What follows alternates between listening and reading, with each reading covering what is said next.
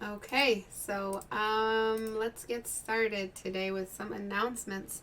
I do want to start off by thanking everyone who comes to the live streams. I really appreciate it. I love that you guys are here. It feels like a real classroom.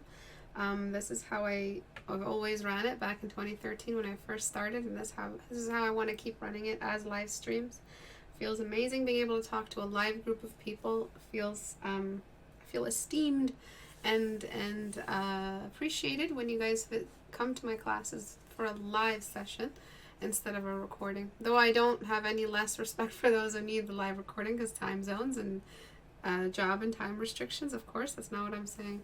But I really appreciate it when you guys show up to the live streams. For those in the time zone or neighboring time zones, thank you so much. And even those who are staying up right now and it's like 10 p.m. for you, thank you so much. Okay, so some announcements, really important announcements. Portrait Studio is going to be on sale this Friday. 55%, up to 55% off. It just depends what other items I'm going to have on sale on the store. Someone asked if my other items will be on sale on the store. Everything will be on sale. Not individual brushes, but the brush set itself will be 50% off, as well as Portrait Studio minimum 50% off for 2 weeks from the 1st to the 14th of November, possibly the entirety of November. Just because everyone's pay cycles, I always get people commenting on different times they get paid and when they can purchase it. So depending on the influx of responses for late November purchases, I might extend the sale just as a big umbrella extension for those who need it. Portrait Studio is a reference generation software that Abu and I developed together. It helps you build any reference ever, and if you want to know how to use it, just go to istebrak.com and go to the YouTube icon. And on the front page of my YouTube, you can see a whole playlist about what Portrait Studio does and what it's all about, what it helps you create, what its power is, where and how to use it. Though this entire UI will be changed for the upcoming update. It'll be a lot more streamlined and user-friendly, but there's an entire tutorial on how to use it here done by Abu. And then there's, of course, how I've used it in the past to pose my video, my sketches, personal work that I've ever done, how I've used it, where it is in my process, and how to use the mannequins, how to pose them, how to generate lights, generate scenes and control the lighting. So yeah, you guys, if you're curious about what Portrait Studio is, so you can take advantage of this sale, which only happens less than a handful of times in a year. And these are going to be the last couple sales of 2019. And you won't see another one until June 2020, meaning after the holiday sales are done, you won't see another one till June, which is a really massive break that I take, just because we need some time where Portrait Studio is full price because of how much we've invested into it. But if you're curious about Portrait Studio, everything you need to know is here. If you're curious about my brushes and how I've used them, everything you need to know is here. For the upcoming holiday challenge, I have written the brief, and I will not even go near describing what it is anymore. I will describe it on the 31st, and we will laugh together again. I just uploaded a video. Here, bearded Brack. Ignore this. This is not published yet. But it is upcoming. XP Pen Deco Pro Medium, my review. I will be showing this to you guys very soon, possibly by the end of the day. So that's another little announcement. This video, please go watch it. Okay. And I have written the brief, and that will come up very soon. The 31st is the due date for our challenge right now on Reddit. If you want to join me on Reddit to submit your work, and to have your work looked at, if you're curious on how to get work looked at in my channel, how to get your work on my videos, go to Reddit. So istebrak.com, click on the little Reddit robot, and that's where you'll be able to post your work. Look at the pinned assignments right now. The October design is almost done. Ghoulish character design lineup. I've announced it more than a month ago, and it'll be due on Halloween at 5 p.m. Eastern time.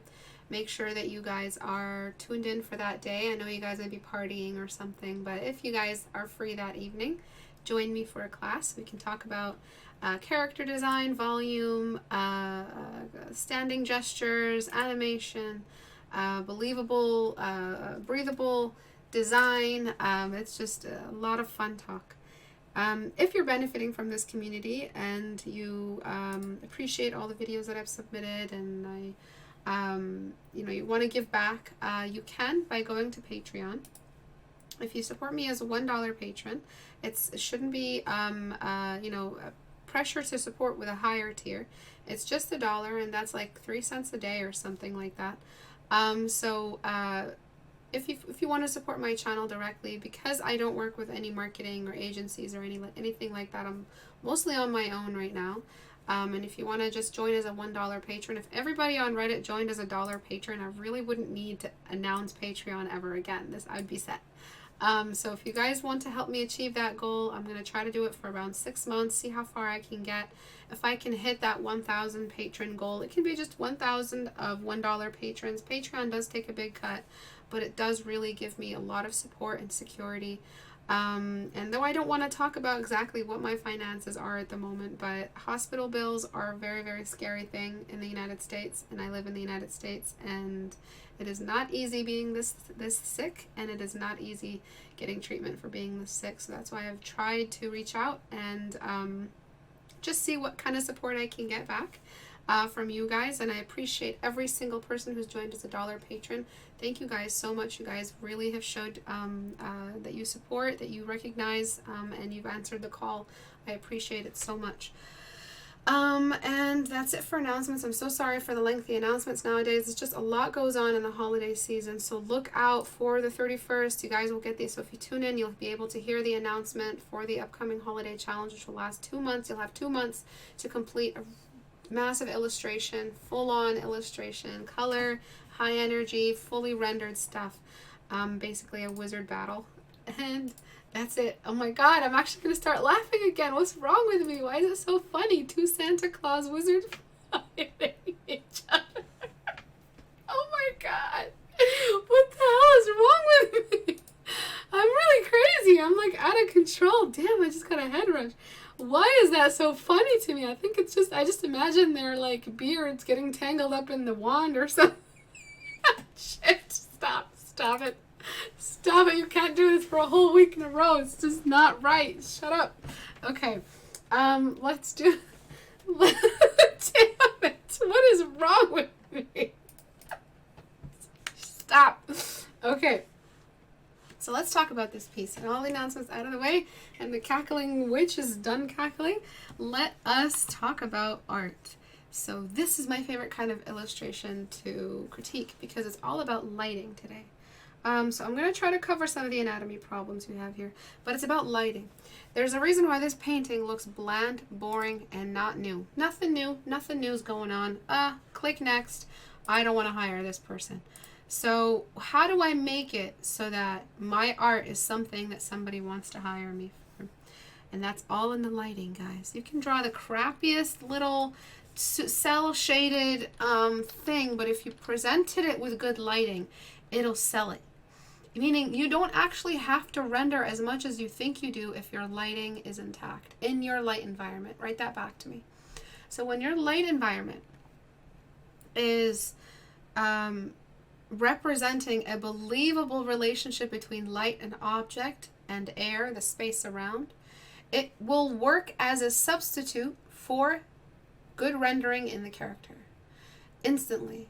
Even though there shouldn't be any substitute for skill, this is one really big heavy hitter fundamental that will actually ensure the success of your illustration. And what that means is that we have to take some time in making this environment look appealing. So how do we do that? So right now what I'm seeing is a bunch of light behind her and this really appealing character. You've revealed all of the lighting from the top hairline all the way down to the chest. Too much visibility. There's too much visible. There's 2 things you can do. You can darken the background, and I'm going to try to do both options for you. I'm going to try to show you what both can do, but I'm going to work more on one, which is the one I want to do.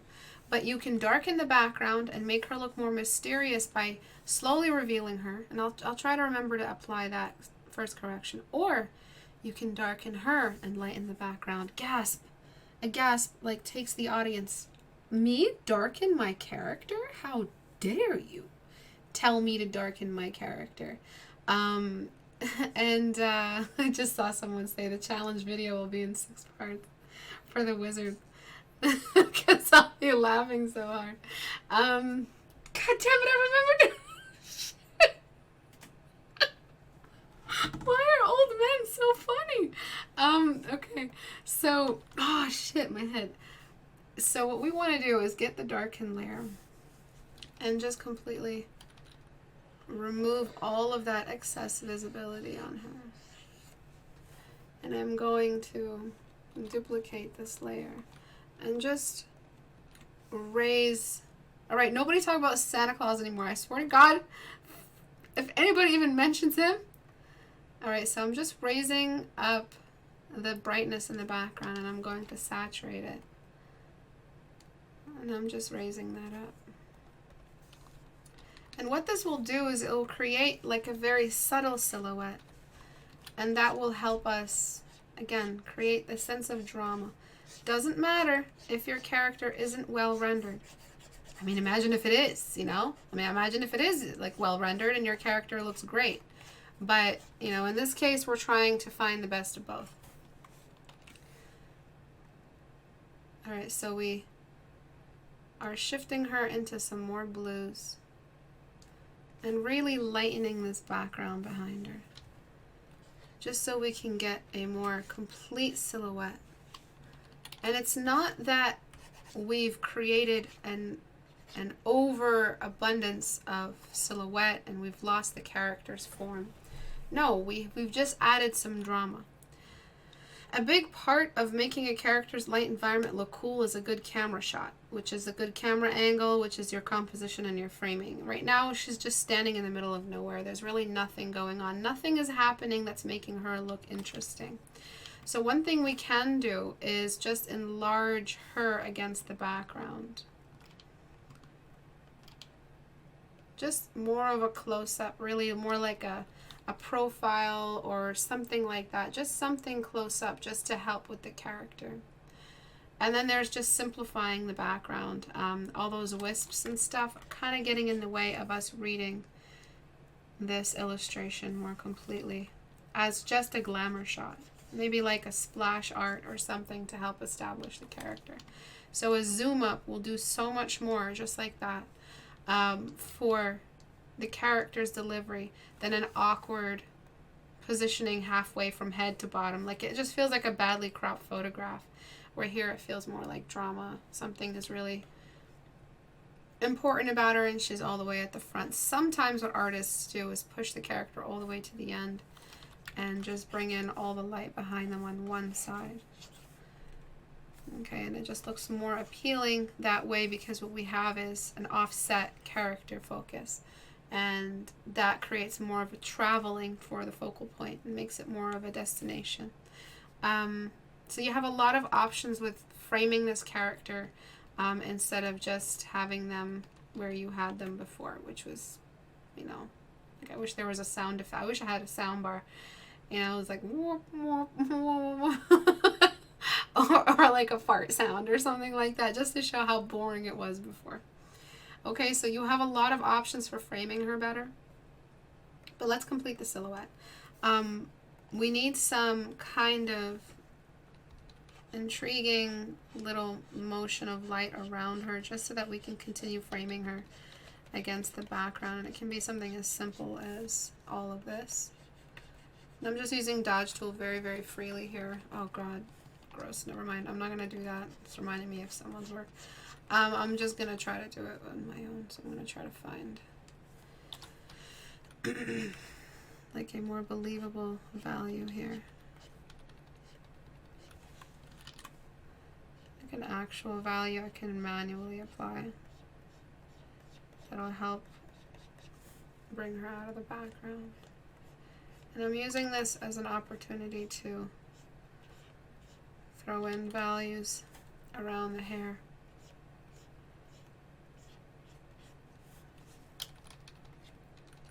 Now, as I paint, my eyes are constantly on this navigator. And I'm darkening and saturating And this value where you are right now is just not working. It has to be a value that matches the silhouette. So I'll probably be bringing in some more purple in a bit. And then I'll dodge, because I actually have values to dodge now. Never dodge on a mid-tone. Make sure you're dodging on highlights. That way you already have an anticipation for the fact that it's going to be a highlight, or else dodge tool will just destroy your mid-tones.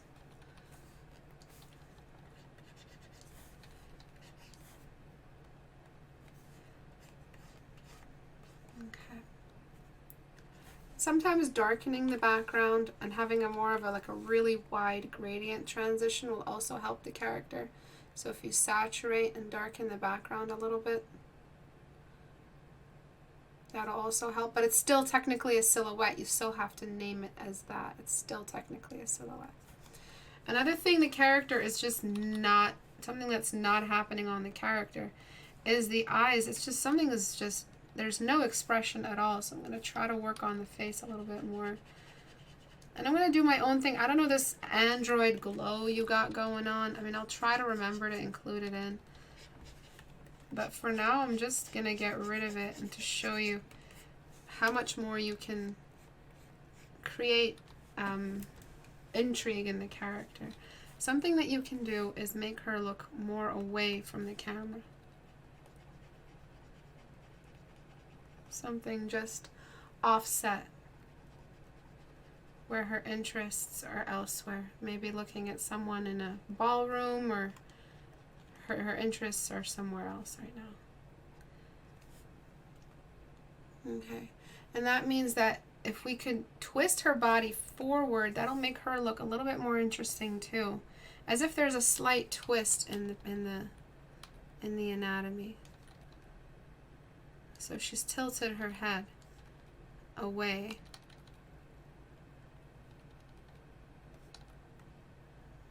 And she's kind of like taking a really, really long look at something over there.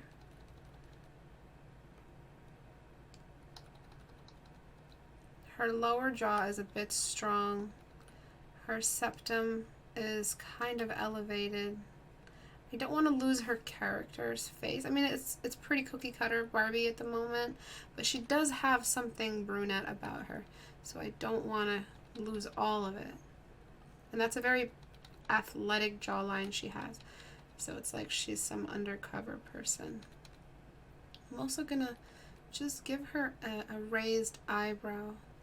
Or maybe actually we raise the eyebrow in the direction we're looking. Sometimes a smile will go a long way. You're missing all of the cylindrical geometry in the mouth. And I'm just going to lower that eyebrow a little bit more. And I'm just trying to tilt her body forward while her head is tilted that way. And I might reposition her whole head as if she's kind of just used her whole neck range just to tilt away.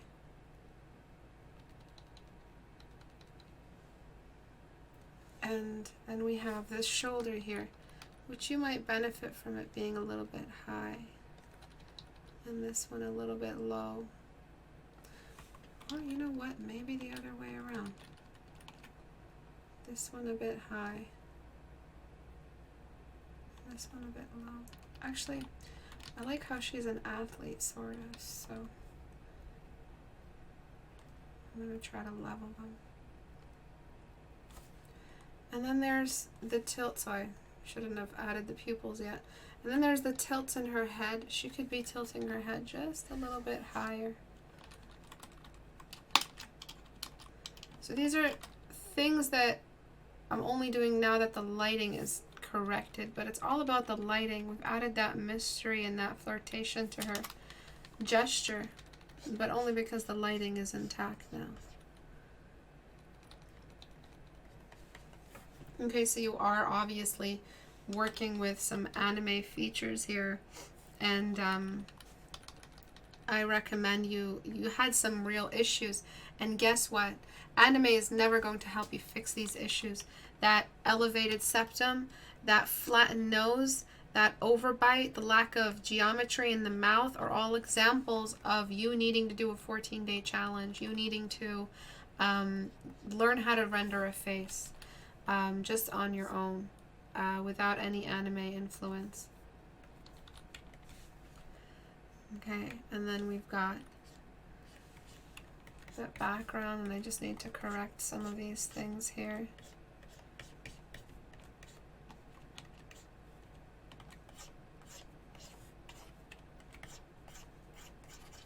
Okay, so that added sense of mystery, that little bit of flattening in the values, and then the eyes are really fucked up now.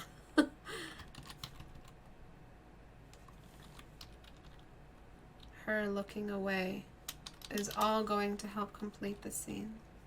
And then this whole Android eye thingamabob you were doing, you can go ahead and bring that in with another set of colors.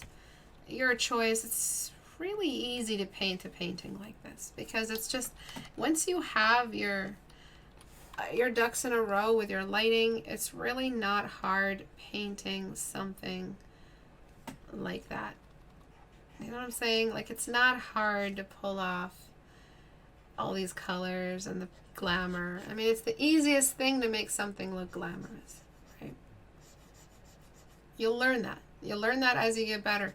The pretty doll face is a lot easier than the organic, realistic, heavily rendered face, because it's a question of fundamentals, a question of balancing reference and visual library. Oh, it's a lot of stuff. And you can really throw this pupil like all the way up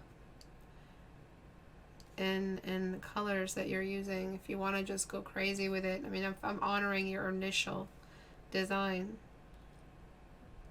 I'm not crazy about it, but I'm trying to just honor it here. Okay. So any questions at all about these changes? And I really am asking you, I'm begging you to simplify the background. You don't need a textured background to have a successful illustration. It's usually almost always blurred. If you want to have a combination of textured brushstrokes that are also blurred, then you might have a nice balance between some kind of movement and a believable lens blur in the distance, so it makes the scene look a little bit more realistic. But that's as much as I would encourage. And then the rest is just all working on the character. So our light environment is intact. We don't really have to worry about a lot of stuff after this.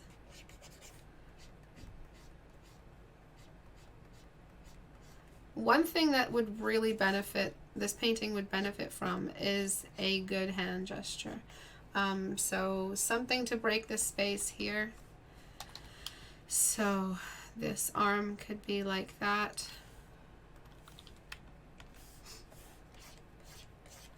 And then the forearm could do something like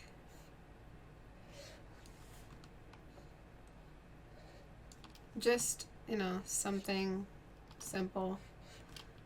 Not that, that's too simple. Maybe she's like holding something important or something. Something like maybe she's adjusting a bra strap, or I don't know what she could be doing. Don't mind this really simplistic forearm. I don't laugh anymore, I just wheeze. I noticed that today during my video. So maybe she's adjusting an arm like that and minimally rendered. I can't even right now. No, you're gonna make her look like she's got sausages.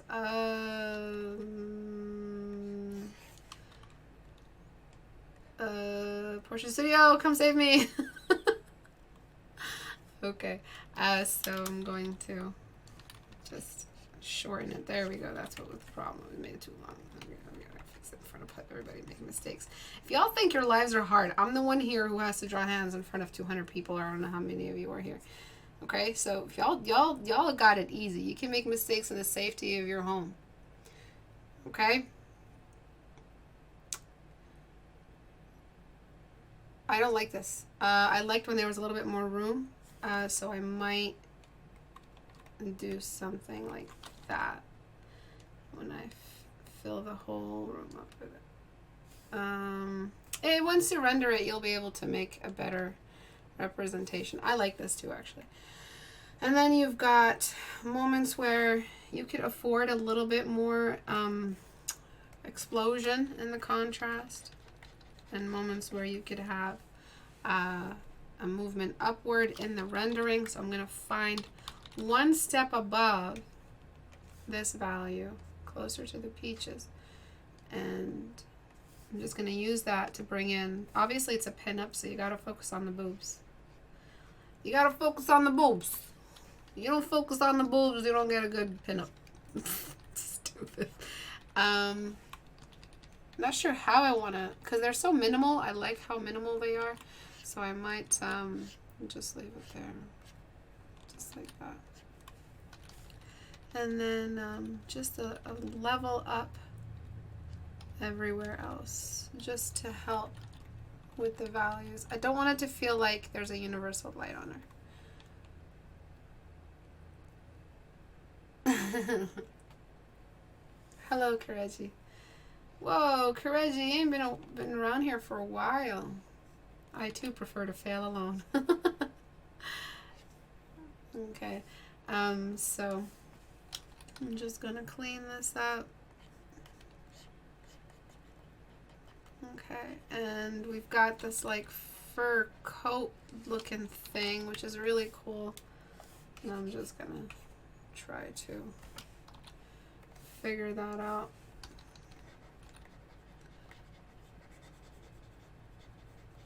Just using my texture smudge brush. I'm not really doing a lot here. Another thing you could try to pull off is some of that like light has like hit the boob, hit the hand, and hit the top of this boob somehow, but still be able to cast a shadow. Something like that, like some of the light came in. I'm going to find a more dim version of that one. Another thing you can do is that it might have hit the nose just a touch. Really your choice how you want to pull it off. The hands need to be a little bit more purple. So as you can see, I barely touched her. Apart from the gesture stuff that I've told you guys before is a problem when you guys don't plan your art. You know, you guys will always have crappy, stiff characters if you don't plan your gestures. Everything else that I've corrected today has to do with framing. Okie dokie. And basically I'm saying like the whole composition, the illustration, the light environment. That's everything that I adjusted today.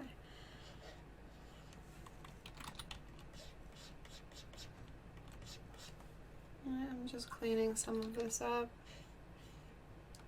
I like that wisp here, it's perfect. I just want it to be a little bit more defined.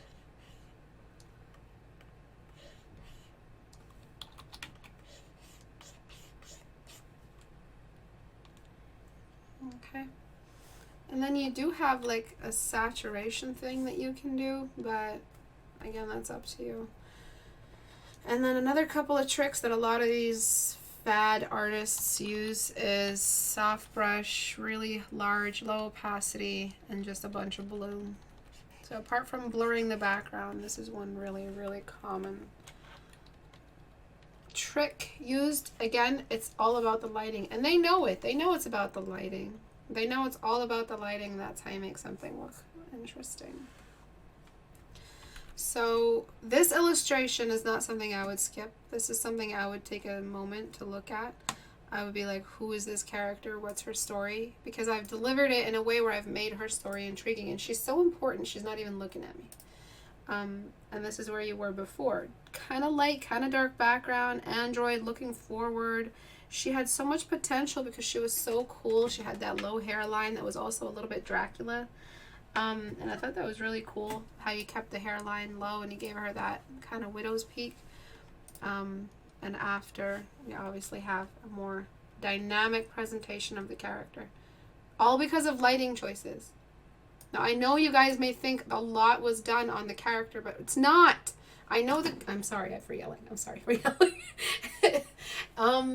It's not that I may have spent more time on the character, but that wasn't the biggest fundamental. All right? What was the biggest fundamental covered today? So before, after, was the lighting. Okay, that's the impact. The impact you're feeling in your soul during the after is that lighting. Okay? So, but it's so easy to overdo things like bloom, isn't it? Yeah, I mean, but like, did I have to overdo it to get this effect? Like, let's look exactly how much bloom I used. I barely used any. Let's just use a base. That's how much bloom I used. That's it. And it worked for the piece. So if you guys are blooming like that, yeah, obviously that's going to be way too much. Okay. So I don't know. I don't like, you didn't really need those. Those look lame.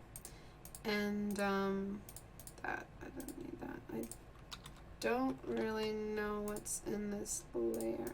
Nothing. Okay. Would that cast shadow behind the nose still be present after the lighting changes?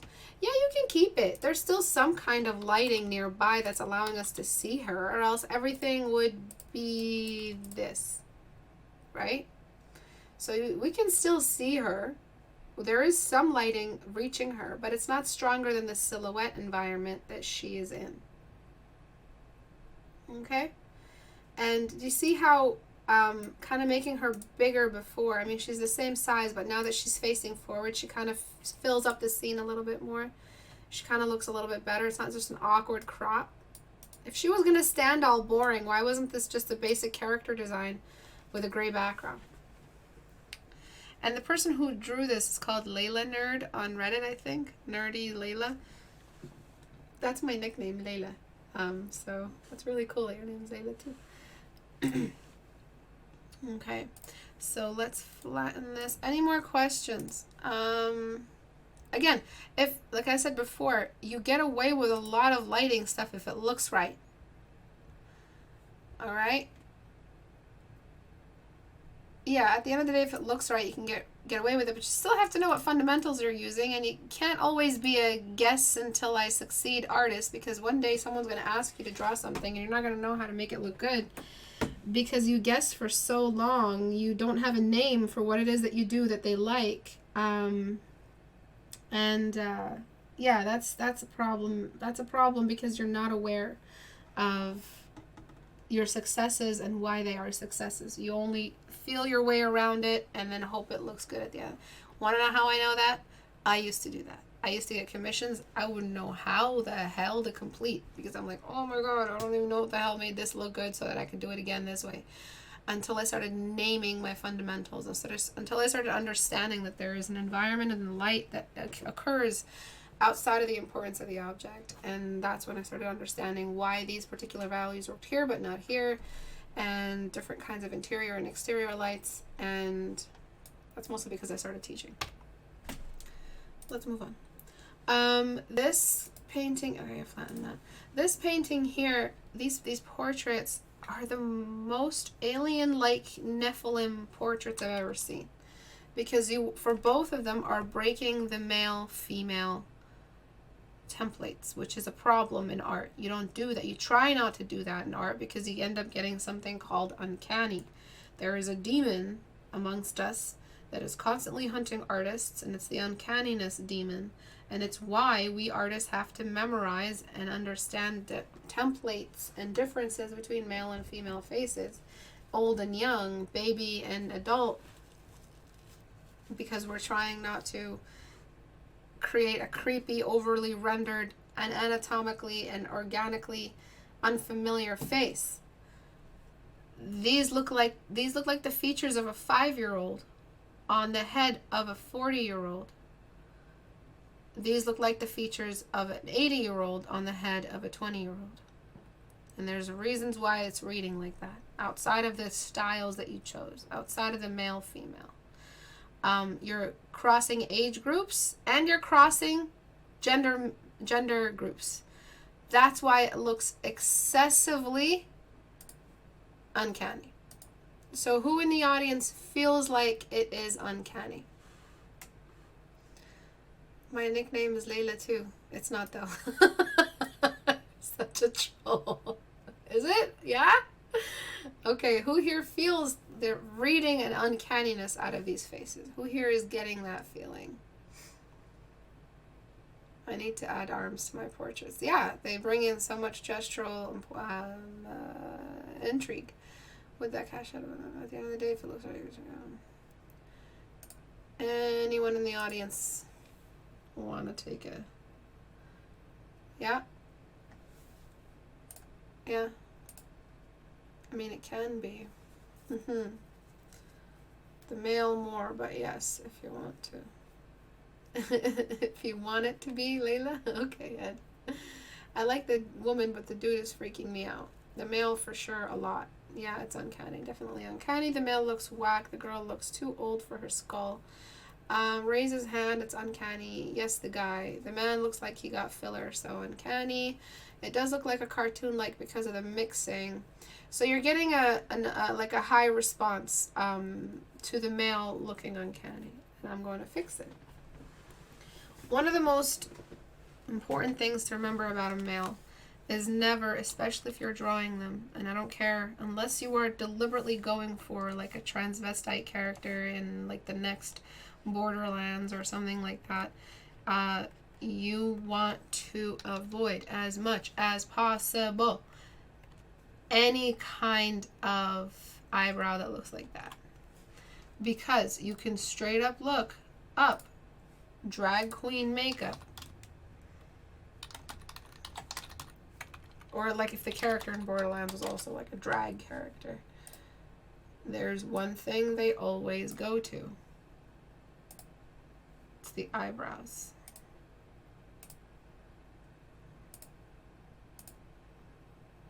I'm just gonna stay here for a little while just so you guys get the full exposure. I am an educator. And I am here to educate you. Okay. So he had to like completely overdraw his eyebrows. I mean, he probably is raising his eyebrows too in that shape. You can kind of teach yourself to raise your eyebrows like that. So that was one big thing you were doing. Then there's the nose size.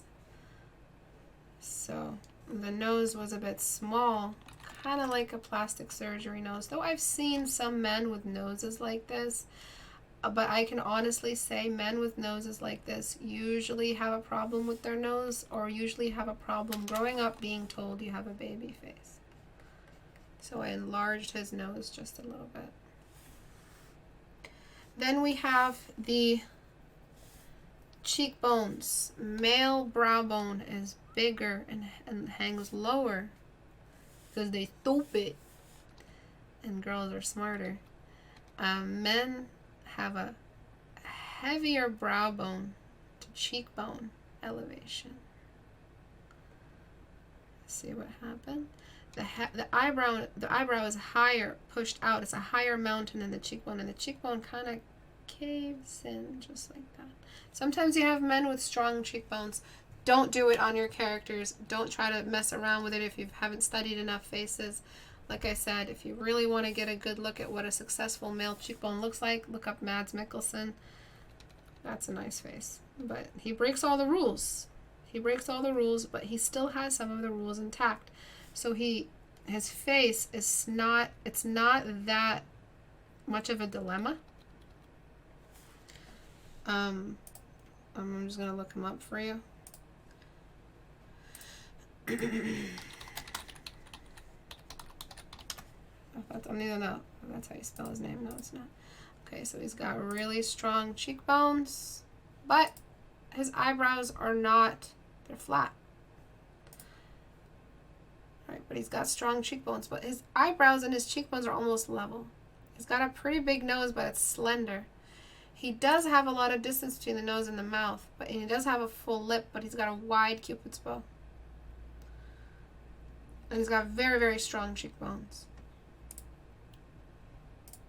is a very unusual face, but it's absolutely masculine. The female is far behind the male in this read. Alright, so I just gave this guy a Cupid's bow because the filler comment, when you use filler on your mouth, you kind of lose your Cupid's bow because you're basically reacting. It's an allergic reaction, basically, Botox or filler.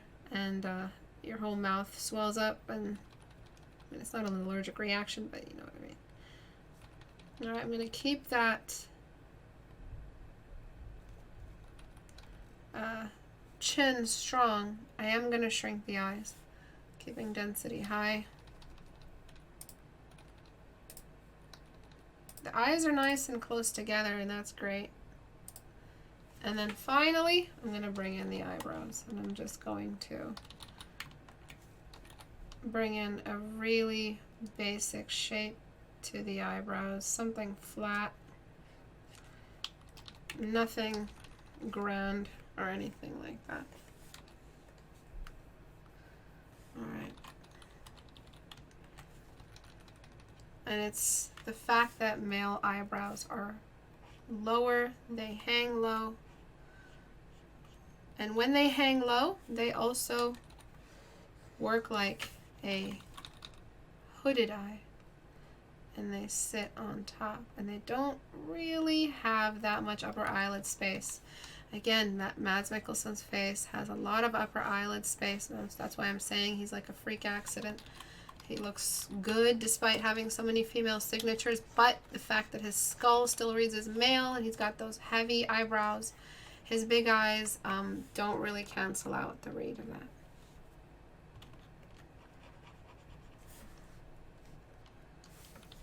So what I'm doing right now is just correcting some of this. And you'll see in the before and after why yours looked so feminine, right? And we are a fraction of the fraction of a fraction of the realism. We are so far removed from realism when we draw, we can't afford nuances. Write that back to me. We're too far removed. I just use a black eyebrow just to help with the read, but if he's a blondie, then you might wanna. This guy is still a lady killer. I mean, look at that face. But it's not gender confused anymore.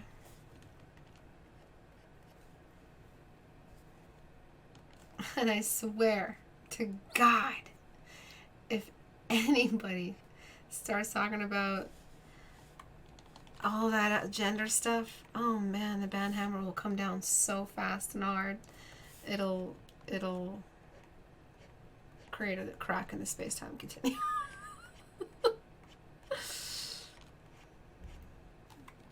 Get the f out of here.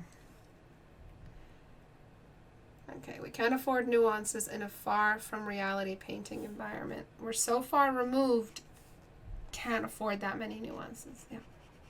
This is cartoony, all right? Can someone tell me why this reads as cartoony? So there's something that happens with males. The hairline is lower. Men have actually pretty low foreheads, but the recession of the hairline is on the temples. All right, so even if you're a young lad, this is just how male faces. I've seen boys, little boys have hairlines like this. I'm gonna give him more of a squared shape. And I'm going to thicken his neck just a touch, and he'll look like Mr. Incredible. Oh my God, he's looking fantastic. Oh, baby. Alright, so I'm just going to complete this here.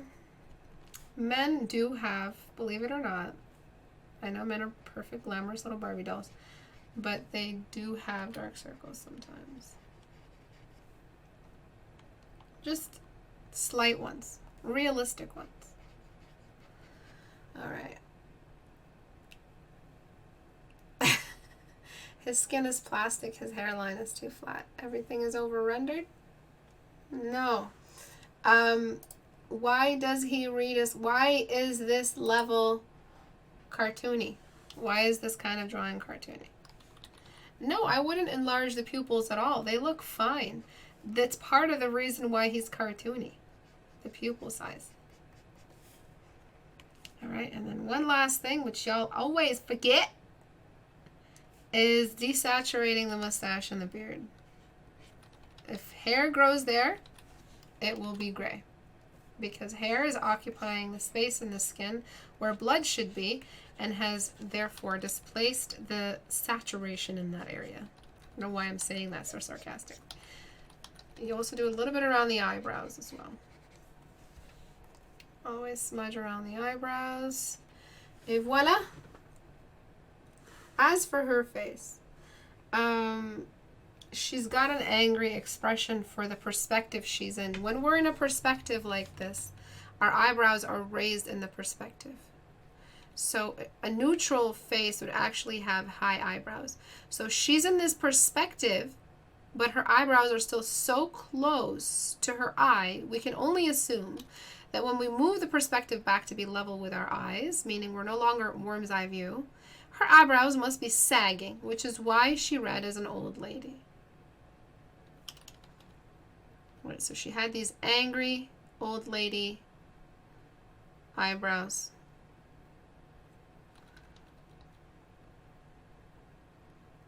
Right, and then there was the fact that the mouth was in no perspective either, meaning that the mouth on front view, when it becomes re-leveled with us, must be so far away from her mouth, it is sagging, which is old. So I'm just trying not to do an expression. My density is too high right now. Okay.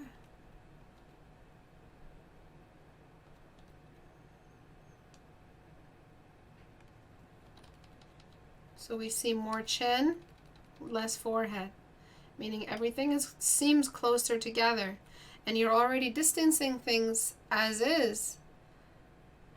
And though we see less forehead, the forehead you were showing was too low, making it seem like it was a masculine read. For us to get a feminine read, we need a rounded forehead that's a bit wider. And then more cheekbone on the female than forehead. All right, I didn't change anything else other than these measurements. Before, aha, looks like the lady from Terminator come back with her gun, that whole recent thing. All right, after, before, after. And would you guys like the complete before and after? The proportions are out of whack. You got some big eyes that are too far apart for a man, and the render is too high for the cartoon proportions. The anatomy is exaggerated. Anatomy exaggerated is one way to look at that. Yeah. Old lady Sarah Connor. Yeah. Please make her ear bigger. Okay.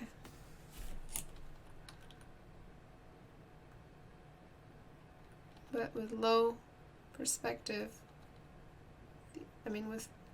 worm's eye perspective, the ear is lower, but it can still remain big. Okay. There are other things that are making her look old. They weren't the main things. For instance, you really needed to render that. Her eyebrows being gray and sparse was also not helping. Her skin feeling oily was not helping her feel young and supple. And I'm rendering just with my smudge brush.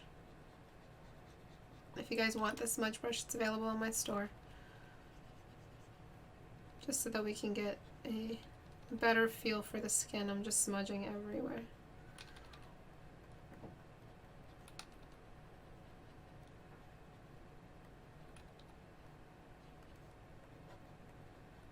The lips, there was no radial shading around the mouth at all. The cylindrical touch on the lips is gone, and there wasn't much light on the chin, considering that chin was so strong.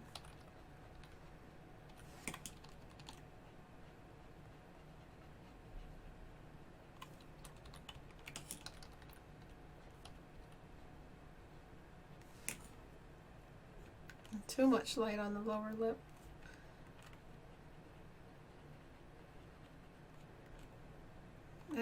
There's just a lot I want to fix. Like, all we really need is just a cylinder indicator right here.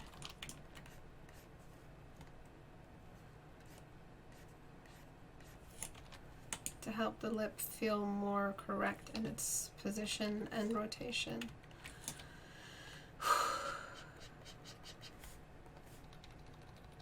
Sorry about that stressful sigh. I think I'm in pain and I don't notice it. And then the Cupid's bow needs to be complete.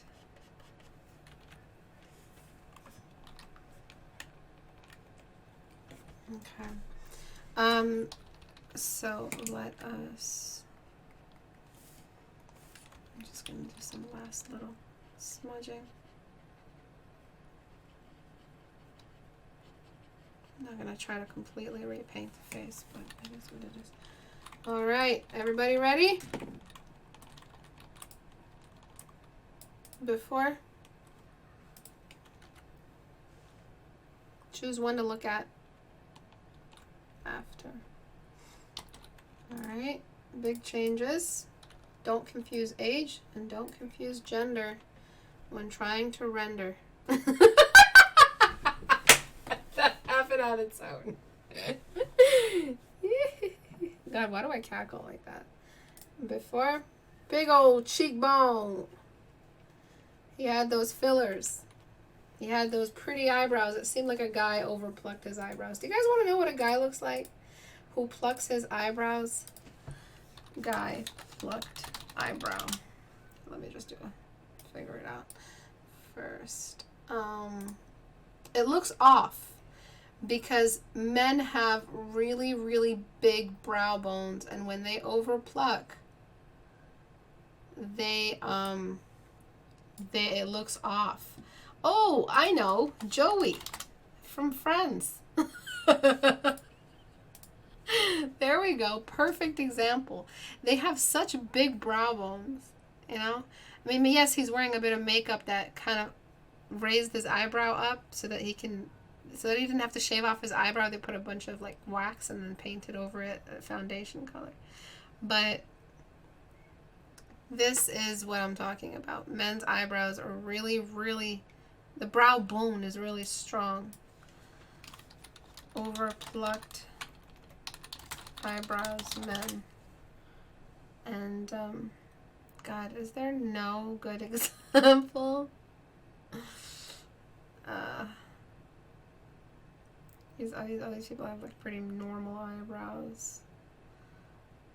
But I guess this is a good example. Poor dude, he's just in our video now. I don't know where to find this reference for you, but I hope the Joey one referenced it pretty good. Okay. So, before, after. Before, after. Look at the female. She looked old even though she was in this perspective because you weighed down her features so much despite us being in an angle that actually elevates features, which was the worm's eye angle. Alright, so lots of before and afters today. We got this one. Alright. Lighting comes first. Really, really important. And then the character comes second, even though we do have to make the character feel a little bit more appealing than just a simple position like before, after. Okay. And then we've got some uncanniness, severe uncanniness between age confusion and gender confusion. We enlarge the nose, but does he have a big nose? No. That's the thing. Men get away with it because they've got all this mass this way and this way. Men's faces get away with the big nose. That's why you don't really worry about a guy with a big nose. He still looks handsome. A girl with a big nose, however, is a very different thing. All right.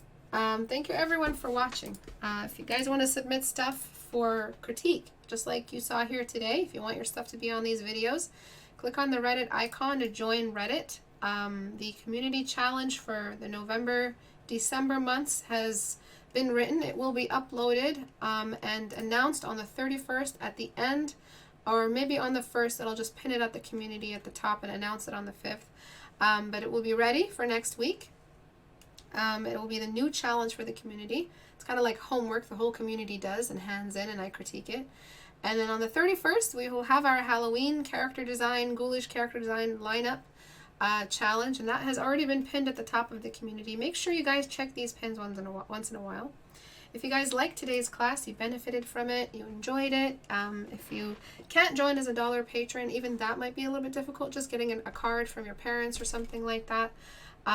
You can always just share my videos, share it with everyone else, but it's really less than 3 cents a day to support for $1. If you guys can handle that, if you guys can just deal with the annoying Patreon checkout, thank you so much to everyone who's joined as a $1. But like I said, if everybody here joined as a $1 patron, I really would be set. I'd have no worries anymore. And the support for the community, any support to me goes directly to the community, because my lifeblood is this community. I love sitting here and teaching you guys. But it is difficult. Life gets in the way, and if you guys send your support, it means the world. It helps maintain the community's longevity. So if you guys want to join as $1, $5, or get educational material as $10 or $20 patron, you guys can do so. Just go to istebrak.com and click on the Support Me on Patreon sticker here. Thank you everyone for coming. Portrait Studio is going to be on sale from the 1st to the 14th at a minimum 50% off for minimum 2 weeks. It might go on for the entire month. Thank you everyone for watching. I will see you guys on Thursday the 31st for our critique hour for the ghoulish character design lineup. Bye everyone.